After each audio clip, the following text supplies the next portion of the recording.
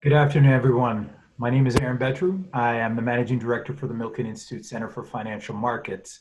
Sorry for joining a little bit late, but fortunately, we have with us Secretary Ben Carson with the U.S. Department of Housing and Urban Development here with us. Uh, Secretary Carson, thank you for joining us. A pleasure. Before we get started, we're obviously everyone has the current crisis on the health and the socioeconomic side on their mind. I just wanted to check on you. How are you doing? How is your family? How are things? Well, thank you. We actually are doing extremely well. We have taken very seriously the various precautions and have observed them. And so far, it's worked out extremely well. Interestingly enough, because of all the social distancing, we've gotten quite facile with use of Zoom and things of that nature. And we have a lot more family conversations now than we did before. Yeah, no, that is absolutely true. The same thing in my household. And I guess speaking of a little bit of your past, I believe you were born in Detroit, Michigan. That city has seen kind of a significant impact in Black American deaths. And I just wanted to hear your reactions for the Black community that's been experiencing this crisis across this nation. Well, there's been, a major problem in a lot of the African American and Hispanic communities. Uh, Big time impact from COVID-19, primarily because of the comorbidities that exist there. And that's the reason that the president asked the Opportunity and Revitalization Council to refocus some attention, particularly on the underserved communities that were hit hardest by this in order to get them to recover. And, it's not just a matter of looking at the fact that there's more hypertension and diabetes and obesity and asthma and all the other comorbidities. There's no question that that has a terrible impact. But we've decided we needed to go to the next layer down and say, why do they have more of those things, and address it at that level? And, that includes things like the living situations in which people don't have the ability to socially distance, the work environment in which they don't have the ability to work from home because they frequently don't have the skills or the education to have the kinds of jobs that allow you to telework. You're looking at the long-term medical follow-up. It makes a huge difference in terms of what happens when you have a comorbidity. And probably the most important thing is educational opportunities, because you can take someone from virtually any economic environment in this nation and you give them a good education, they will end up on the right side of the railroad tracks. You And bring up a good point on this issue. I'm sorry to cut you off, but I actually want you to kind of expand on this in terms of kind of the whole social determinants issue, access to education, access to health, income. There's a wonderful piece of research that was done by the Harvard professor Raj Chetty that talks yes, about how your zip code ends up being a pretty large predictor of your economic mobility. And given your role within HUD, where as part of your mission, home ownership, but also supporting community development is critical. I'd love to hear a little bit more on what HUD is doing to advance economic mobility, specifically around minority populations and other low income, especially with today's yes. crisis. Well, thank you for asking that. It's very important. We've put together a special task force to look at vouchers. And we have been interviewing various owners, landlords from around the country to determine why they won't accept vouchers. And it's really been quite eye-opening, some of the things we found. For instance, in San Diego, there was great resistance to vouchers, but we found out from the landlords that it was principally because they thought that people who were getting government assistance were more likely to tear up their residence, and they didn't want to have that liability. So what the mayor and the city did is they said the city will be responsible for any damage that is done. The resistance dropped dramatically. And interestingly enough, it didn't cost the city anything because nobody was tearing it up. You know, they were so happy to be in a place, they weren't likely to tear it up. You know, those are the kind of things that are important, giving people choice, but also, you know, utilizing many of the programs we have access to, like RAD, LITAC, really establishing and pushing the public-private partnerships, because those are the things that really make a difference and allow us to be able to rehabilitate these places. And when they're rehabilitated, it's so important to do it in a holistic way. You know, we can't have these big food deserts. You can't have these places that are absent medical care. So when you begin to integrate those into the redevelopment plans, it makes a huge difference. And there are multiple places around the country that you can visit now. We recently, just last week, put out our best practices manual on opportunity zones, just to show people the incredible number of things that are being done around the country, and maybe to stimulate them a little bit to look at that and say, you know, we have that same issue. It's going to be a little different in each place, and that's why we want each jurisdiction to come up with their own plans. Yeah, no, you brought up this with regards to the vouchers, the whole question of home ownership as well in terms of residency. We saw after the 2008 crisis, a massive number of African-American and other low-income populations had home values wiped out. You know, in some zip codes, more than 50% of home value wiped out.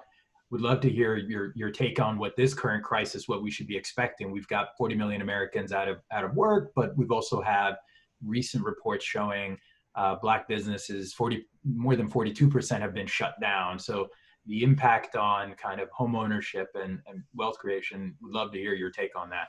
Well, it's very important to learn from things that have happened in the past. And, you know, as you know, in our society today, there are many who just want to obliterate the past. But, you know, when we had that housing crisis, there were a lot of people saying everybody has a right to a home. And they were, you know, using subprime shenanigans and all kinds of things to put people into homes that they really couldn't afford. Well, what was the result of that? They lost the home, they lost their credit, and they lost their future possibilities. It's horrible. You know, the intentions were good because, you know, average net worth of a renter is $5,000. Average net worth of a homeowner is $200,000. There's a 40-fold difference. So in terms of the wealth gap, I can understand, but you have to do it in a responsible way. And that's why at HUD, you know, we emphasize a lot of our self-sufficiency programs. For instance, in the family self-sufficiency program, if you make more money, instead of, as in the traditional government-supported programs, your rent going up, we're able to take that money and put it into an escrow. And you can save that money without your rent going up for a few years and accumulate enough money for a down payment. A lot of people make enough money to actually maintain a mortgage. They just don't have the ability to get ahead so they can accumulate that down payment. This kind of thing that gives them that ability.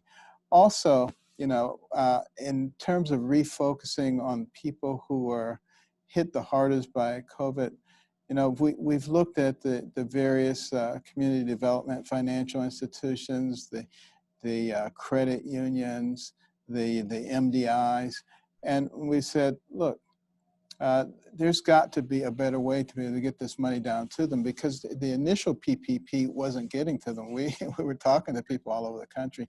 Right. So we immediately started taking actions to set aside PPP and to not only get them into these settings, but also to provide technical assistance, because in many cases, the smaller lending institutions do not have experience with how to manage, you know, government money and how to do the dissemination. So we've taken care of that problem as well. Yeah, Secretary Carson, you bring up a good point. I think as part of the CARES Act, we were all well aware that the banking system was the conduit used for the stimulus, especially around the PPP.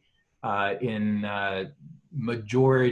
minority census tract, essentially where more than 50% of the population is a minority, I believe 70% of them don't have a bank branch. And Correct. in those neighborhoods, that's where minority-owned banks and community development financial institutions, which in the past have been much smaller in scale and unable to really take advantage of the speed that was required of the PPP package. So the set aside that you mentioned, I understand you played a part in some of the backroom conversations to advocate for that set aside. I'd love for you to share a little bit more on that and the reactions in those discussions. Well, I think most people were a little surprised to hear that the monies weren't being disseminated in the appropriate way. And the reason that we were able to find that out is because we spent an enormous amount of time talking to the various stakeholders around the country, getting down to the grassroots level, finding out what they were getting, what they were not getting, and what they perceived the problem to be. And I think that really is the secret for solving a lot of the societal problems we have. You know, there's this mindset, particularly in government and federal government, that the government knows best. And the fact of the matter is, isn't this nation supposed to be of, for, and by the people? So it would be incumbent upon us to find out from the people what is going on at their level and what would be helpful to them. And so, you know, we've had those discussions throughout the administration. Virtually all the agencies have been involved. The White House has been very deeply involved. And, you know, the real goal here is to get to those forgotten men and women who are always left out in the past and Right. to make sure that they benefit. Because, you know, I think a lot of the social unrest that we're seeing now is a result of many, many years of neglect and many years of promises that are not kept. And, you know, we actually want to get things done, not just talk about them. And I think that's what we've seen over these last few years. And that's just going to continue, and it's going to get better. Yeah, no, on this point, I'd love for you to expound on this, that it's a much bigger root cause question mark, even the larger question of economic justice and wealth creation, especially in the Black American community, but other low-income populations across this country. As part of the 2017 Tax Cut and Jobs Act, the Opportunity Zone Initiative was launched. You chair the White House's Opportunity Revitalization Council, which is meant to, push for a little bit more of a cohesive all-government approach. I'd love for you to share a little bit more on what's been able to be accomplished there, because of one of the criticisms that folks have levied is effectively, how do we make sure that there is a benefit to the residents of the opportunity zones, the original legislative intent? And I'd love for you to hear more on that. Thank you for asking that question. First of all, this really differs from a lot of the other economic impact stimulus type programs that have been put forth in the past, because people could just come in, get their benefit, and leave. This is really designed for long-term investment, and that's why you have, obviously you get a tax benefit if you leave your invested money in for 5 years. You get a 10% decrement in the amount of capital gains that you owe on that original investment. 7 years, 15%. 10 years, you don't have to pay any capital gains on the new money that was realized as a result of that investment. So that's pretty significant inducement to do things. And it has been working. For instance, the land values in opportunity zones have been going up at approximately twice the rate of land outside of the opportunity zones. And guess who owns that land? A lot of the people who live in those 30 million Americans who live in the opportunity zones, many of whom are minorities. So they are benefiting in that way. They are benefiting because of the multitudinous projects that have been started. You go, for instance, to St. Louis, there was an abandoned foundry there that served as the nidus for the redevelopment, and now they have workforce housing going up, a grocery store, entertainment, a whole bevy of things. And that's what you're finding all over. These things provide not only jobs, but they provide opportunities. We're also revamping Section 3, which says if you're receiving government money, particularly from HUD, you have an obligation to train and to hire the low-income people who live in that area. It's been largely ignored because it's been too complex. We have greatly decreased the complexity of it and made it much easier to use. And, you know, those are the kinds of things that really benefit people in the area. But also, if you look through the best practices manual that we just put out, you'll see that some places are creating, you know, opportunity funds, qualified opportunity funds that allow the people in the area to invest. You don't have to invest $1 million. You can invest a much smaller amount of money, but collectively with a group of people and still realize the benefits. Those are all many of the kinds of things that are being done, and also encouraging the building. And one of the biggest boons from the opportunity zones is the development of multifamily housing that is mixed income and mixed use. No, And very person. being, That's that being point. very careful to emphasize that we do not want to displace people. So we replace things with things that not only accommodate the people who are there, but make more opportunities available. No, perfect. That was the point that I wanted to stress, that a big part of the problem that everyone raises with regards to the issue or the potential of gentrification, it's not so much the property values going up, but making sure that income and wealth for residents, which you're right, of the 35 million in opportunity zones, more than 54%, I believe, are minorities, that they have a chance at wealth creation and jobs. And I'd love for you to talk a little bit more about efforts on that front. You participated in one of our regional events down in Mississippi, in Jackson, where we held a training session for public sector officials on how to leverage opportunity zones to really kickstart economic development for the benefit of the residents, wealth creation opportunities. In fact, today, the Milken Institute released its own playbook of 20 different plays that public sector officials can utilize to make sure that it reaches or does what the legislative intent is. Love for you to share a little bit more as advice for local and state officials on how to make sure the local residents participate. Right. Well, first of all, I want to thank the Milken Institute for their interest in this. They've been great partners, and we really appreciate that. What really works is if the local officials are willing to sit down with the stakeholders in their area, with the developers, with the business communities, with the faith-based community, with the nonprofits, with the people who live in the area.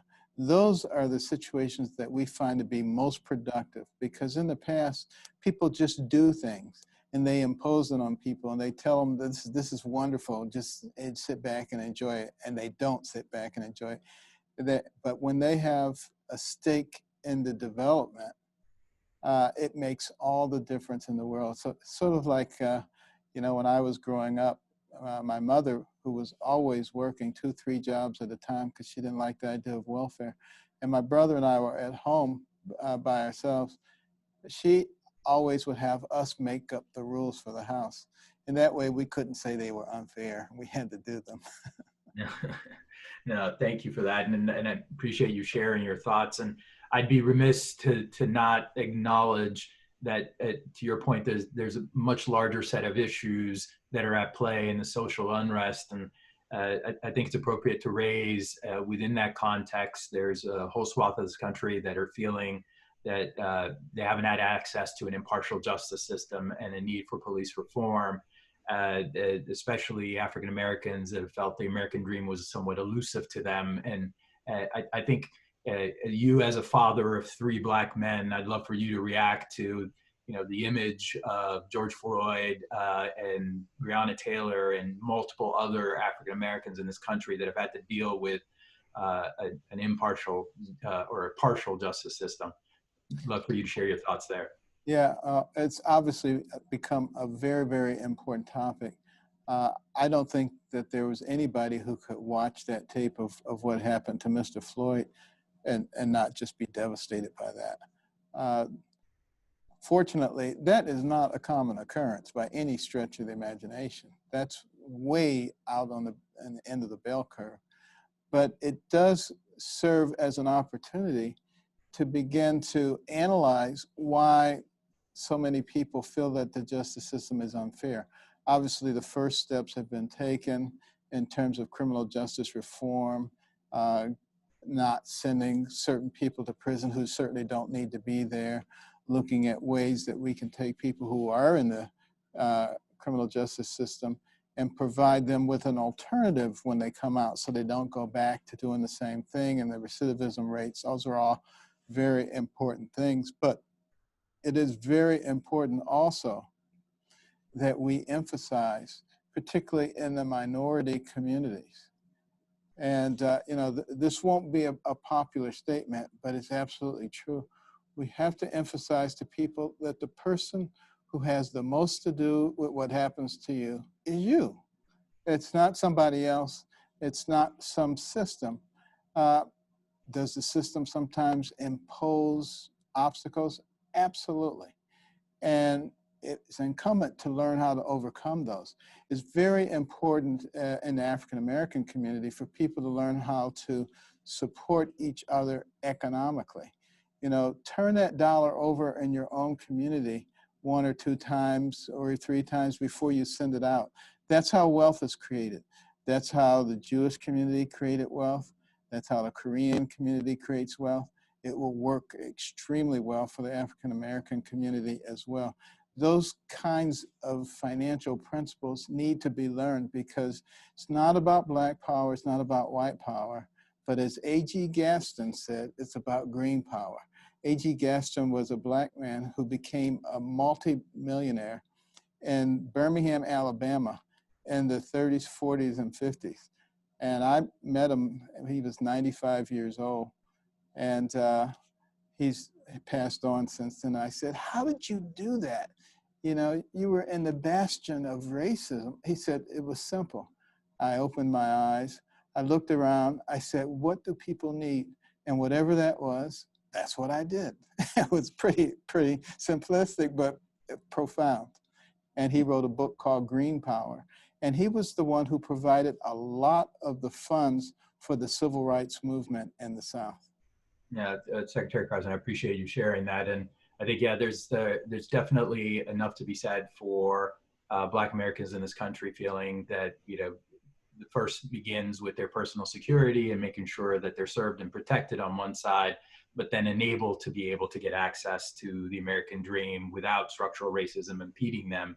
But the key part of this is shifting the conversation from that to economic justice and moving the needle for wealth creation, because the benefit then, to your point, is it's not just for the Black American community, but the McKinsey research that was released last year that identified that addressing the racial wealth gap in this country can unlock potentially 1 to 1.6 trillion of economic productivity for the United States. So it becomes an economic imperative for the nation at large to tap this potential and drive 6% GDP growth. And so absolutely. I think that's where we need to make sure that wealth creation for the Black American community is both not just a need for the Black community, but for the country at large. And I appreciate you sharing your thoughts, but as if there is anything else that you want to share with us, happy to have this, but I wanted to thank you. Well, first of all, I appreciate the conversation and your perspective. And, what I want to say to the people in this country in general is that we, the American people, are not each other's enemies. And, we live in a place that is amazing. I've visited 68 countries. I've lived overseas.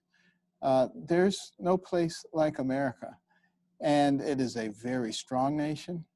It cannot be brought down by China or North Korea or Russia or anybody.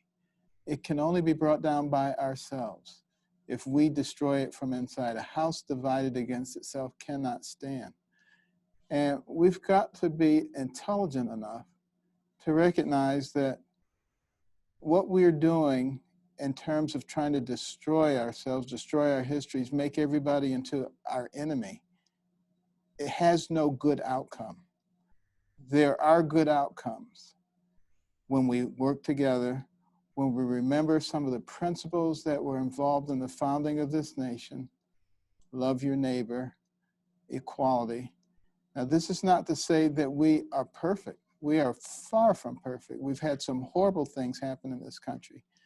But what smart people do is they learn from those things and they move forward. And if we take that attitude, our best days will still be ahead of us. Well, thank you, Ben Carson, Secretary. It's been an honor to listen to your words. And for those of our listeners on the line, wherever you are dealing with, whether it's the health or socioeconomic issues, please practice safe health measures that are being advised by your professionals. And thank you for joining the Milken Institute Summer Series, and enjoy the rest of the sessions.